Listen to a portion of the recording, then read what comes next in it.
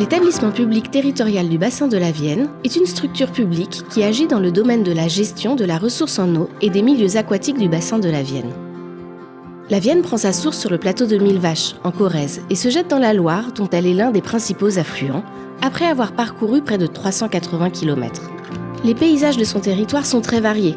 17 000 km de cours d'eau traversant 2 régions, 8 départements, 826 communes et alimentant plus d'1 million d'habitants.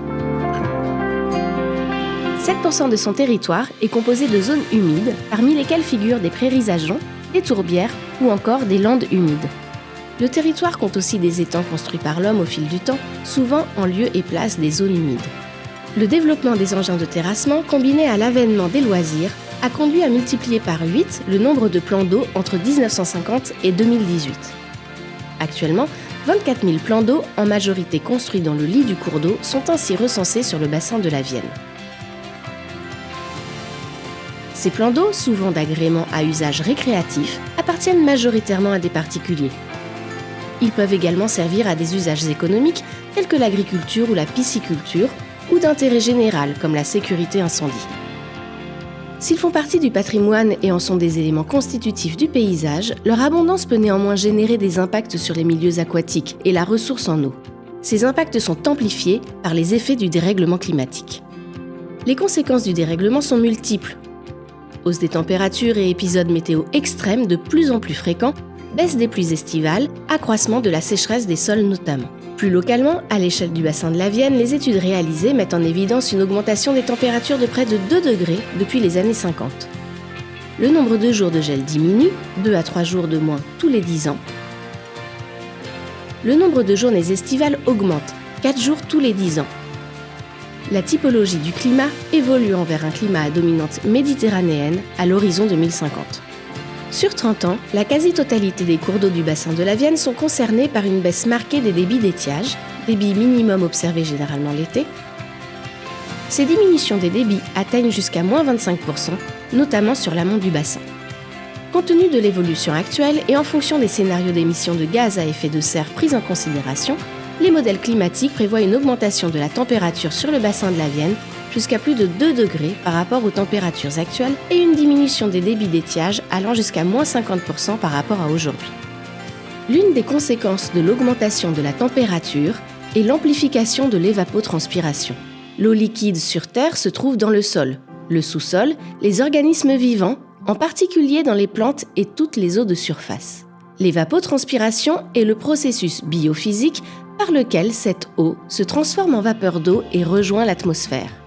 Le principe de l'évapotranspiration s'applique dans nos usages quotidiens, que ce soit, à titre d'exemple, pour que le linge que l'on étend ou que nos cheveux mouillés sèchent. Les végétaux sont concernés par ce phénomène avec une évapotranspiration qu'ils régulent naturellement. Néanmoins, lors de stress hydrique, durant la période estivale, les stomates des feuilles se ferment pour éviter une perte d'eau trop importante et assurer la survie de la plante. L'évapotranspiration diminue jusqu'à devenir quasiment nulle. Dans le cas des retenues d'eau dont les étangs, c'est différent. L'évapotranspiration s'effectue tant qu'ils contiennent de l'eau. Le phénomène s'inscrit dans la durée et n'est pas régulable tant que de l'eau est à la surface. De plus, plus l'air est sec, plus l'eau s'évapore vite. D'autres paramètres comme le vent accentuent le phénomène. Le phénomène d'évaporation s'amplifie. En effet, pour un étang d'une surface de 1 hectare, le volume évaporé équivaut à 24 bouteilles de 1 litre en 1 minute, 120 en 5 minutes et 14 400 sur une journée, considérant 10 heures d'évaporation par jour.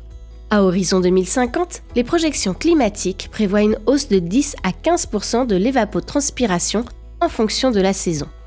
La surévaporation d'un plan d'eau correspond à la différence entre le volume évaporé au niveau de l'étang et le volume évaporé au niveau d'une prairie de la même surface. En cumulé, le volume en période estivale surévaporé au niveau des plans d'eau du bassin de la Vienne est supérieur au volume d'eau consommé par l'ensemble des usages domestiques, agricoles et industriels. Mais quelles en sont les conséquences ? Nos ressources en eau sont dégradées et de moins en moins abondantes, ayant un impact direct sur nos activités et sur la biodiversité. Certes, le changement climatique est une composante majeure de ces évolutions, mais les choix d'aménagement décidés par l'homme affectent le bilan de l'eau. La présence de plans d'eau génère de multiples impacts. La situation suivante est régulièrement observée. Le débit amont n'est pas conservé à l'aval en raison du volume évaporé par le plan d'eau. Une mauvaise gestion des étangs cause d'autres problématiques menaçant la qualité de la ressource en eau, avec par exemple une augmentation de la température du cours d'eau aval, jusqu'à 8 degrés entre l'amont et l'aval d'un étang non aménagé qui barre un cours d'eau, ainsi qu'une faible dilution des polluants.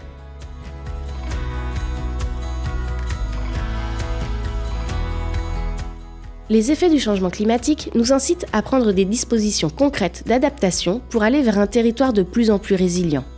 Quelles sont-elles ? Tout d'abord, il existe différents équipements ou modalités de gestion à mettre en œuvre pour atténuer les impacts sur les milieux aquatiques. Cependant, pour certains plans d'eau, en particulier lorsqu'ils n'ont pas d'usage avéré, la solution de la suppression doit être envisagée.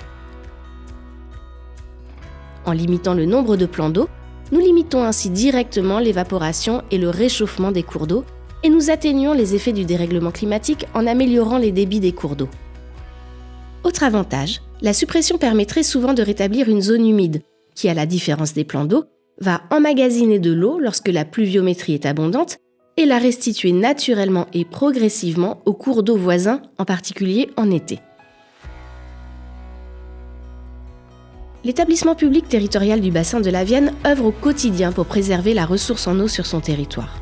Les solutions sont proposées pour accompagner techniquement, administrativement et financièrement les propriétaires volontaires pour supprimer leurs plans d'eau.